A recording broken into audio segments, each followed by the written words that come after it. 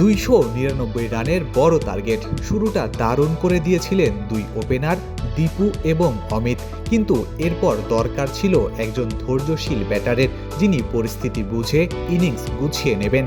সেই দায়িত্বটাই নিজের কাঁধে তুলে নিলেন জাকের আলী অনিক। 115 মিনিট লড়াই করে 75 বলে 61 রানের মহামূল্যবান ইনিংস খেললেন। ছিল 7টি বাউন্ডারির মার।